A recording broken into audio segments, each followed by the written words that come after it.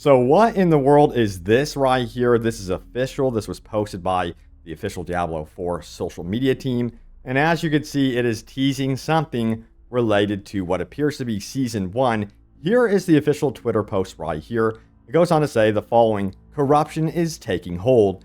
See what new evil threatens Sanctuary during tomorrow's developer livestream at 11 a.m. PT time. And again, yes, they go on to showcase this creepy, ominous video, as you can see it right here, saying corruption is spreading. So something is definitely going to be happening, it seems, to Sanctuary here. I am extremely curious. But that's not all. We have other updates as well as a brand new controversy appearing here related to the update. So yes, if you didn't know, check it out right here. It says tomorrow at 11 a.m. PT.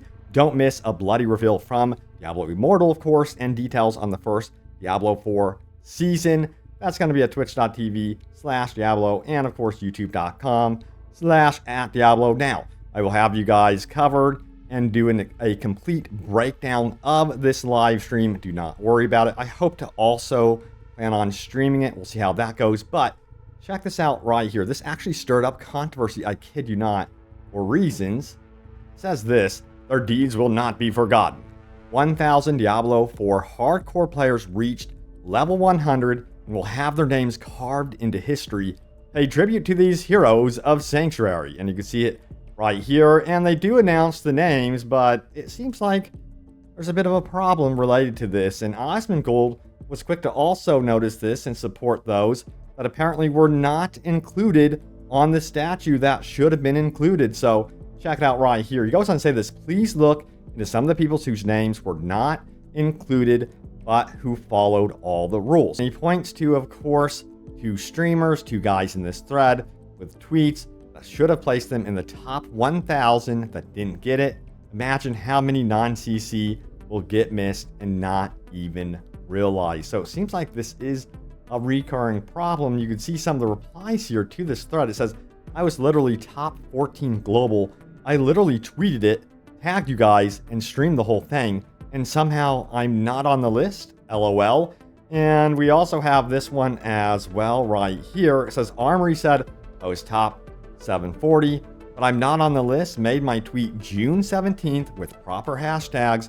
Would love some clarification. Thank you, @Diablo. And it continues on with this, as you can clearly see. I also hit 100 on the day you guys had the dev chat update. Should have been around 350th, tweeted and streamed, not even on the list. What the hell? So yeah, a lot of concern regarding that one. We'll see how Blizzard responds to this. Kind of curious because, yeah, it seems like this is pretty permanent and they want it to be a fixed 1,000 amount of players that are on this statue. Well, I think they're going to have to adjust that and get these people on that statue on this list. It's only fair. All right, we also have this article right here. Speaking of adjustments, check it out right here. It says this: unlucky player snags Diablo 4 legendary that's so bad it feels spiteful. If you surround yourself with infinite enemies, you could reach that 8 life per second.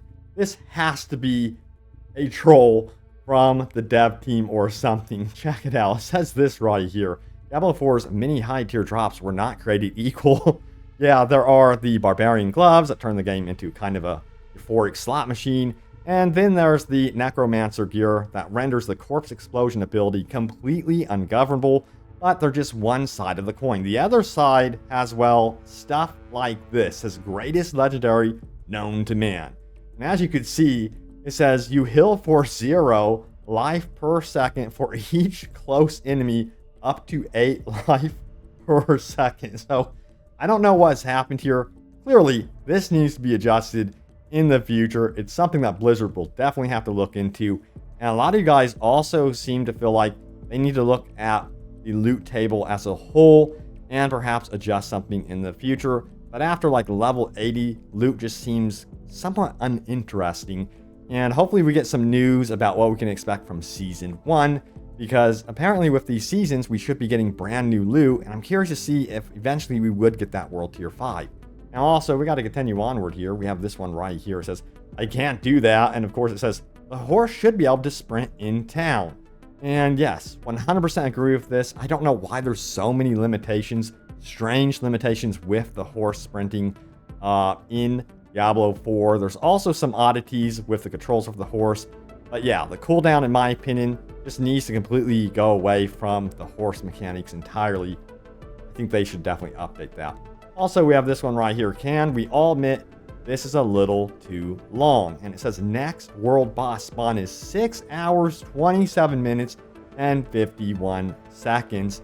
And there are apps that you can use to actually follow when the world boss will spawn in. This is ridiculous. Like, this is not what was promised to us beforehand. The world boss should be spawning in way more often for us. But yeah, this of course needs to change as well. But what do you guys think would be an appropriate time between world boss fights? Do you think it should be an hour, 2 hours? Do you think world boss should be spawning in every half hour? What do you guys think should be the optimal time frame between those world boss instances?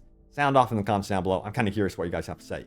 Now, one thing that I've noticed is that a lot of players just get a bit confused by the actual stats that are on display. Of course, you have things that are additive and then that also multiply with the stats, and it never really projects this exactly. You have to go in, of course, and turn on the advanced tooltip option, but it's still very convoluted in many ways. We have this Reddit post which clearly displays this. It says plus 98 damage to player base over time. It says when the game doesn't want you to pass or understand crap. And it shows some examples here as well, and how confusing it can actually be. I personally think that they do need to adjust how some of these stats are presented to make them a bit more straightforward and understandable, so you're not doing some sort of absolutely ridiculous mathematic equation just to understand what your stats are doing. Of course, there's a bunch of tutorials, don't get me wrong, that are out there here on YouTube. But yeah, it'd be nice just to know what's going on right when you look at the stats and have an understanding of what's happening and, you know, grasp your gear. All right, so we have Nightmare Sigil should include the monster level. Abandoned Mineworks Nightmare Sigil goes on to show an example here that, yeah, expect monster level 75 plus. I would love this mechanic. Right now, it's kind of a guessing game. There are ways where you can figure it out, of course. Once again, it's those hidden stats, somewhat hidden stats, that are convoluting the game and, in my opinion, slowing down the experience. And for more, I guess you would say, casual players that maybe are hopping on a few hours a night, it would be nice if this was projected better. Let me know if you guys agree with this one or not. Also, we have maximum number of side quests reached. Why? What's the point? It says you have reached the maximum number of active side quests. I've run into this several times. It can happen. Sometimes you just want to keep side quests active, you know, because you might accidentally stumble into them. I have accidentally stumbled into them, and it's just strange to have that message pop up. It's so frustrating. All right, so now it's time to get into your top comments from my most recent video, which was this one right here. It says, it's confirmed the Butcher can become this big Nightmare Dungeon secret and surprising developments.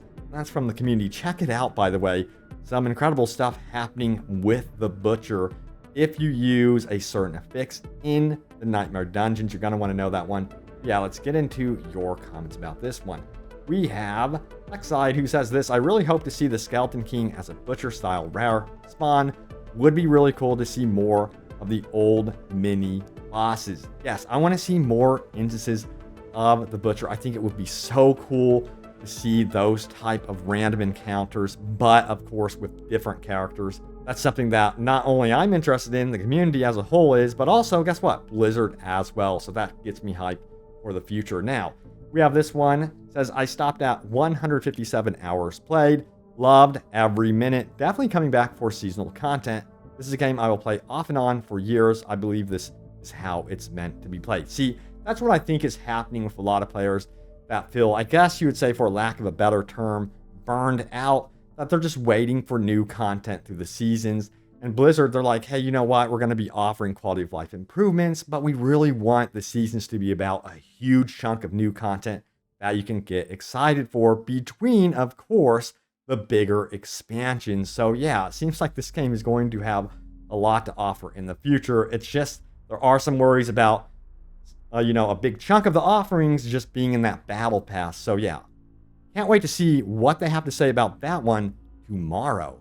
Next up, we have this one right here from Strategy First, who goes on to say this: I want to see more boss battles in dungeons or at the end of them, or world bosses and unique special loot that they drop you have to work for. Like, for example, the uber rare items, but you can guarantee drop from Uber Lilith, but with cool looking bosses or surprise battles. Yeah, you know, the guaranteed drops would be important. There was a post about the Helltide boss that roams around and takes forever to kill him, and the drops there are even insignificant. I remember finally beating him with the group, and I was like, wow, that's it? It was something that I was really looking forward to. The rewards were not there, and it was just very anticlimactic. So they definitely need to adjust this with those bigger mini bosses, I guess you would call it, that are roaming around the world for sure. But there it is, the latest happenings around Diablo 4. Look forward to some cool stuff tomorrow with the live stream. Again, I have you guys covered. I'll break it down for you all. Thank you all so much for watching, and I will see you all next time. Take care.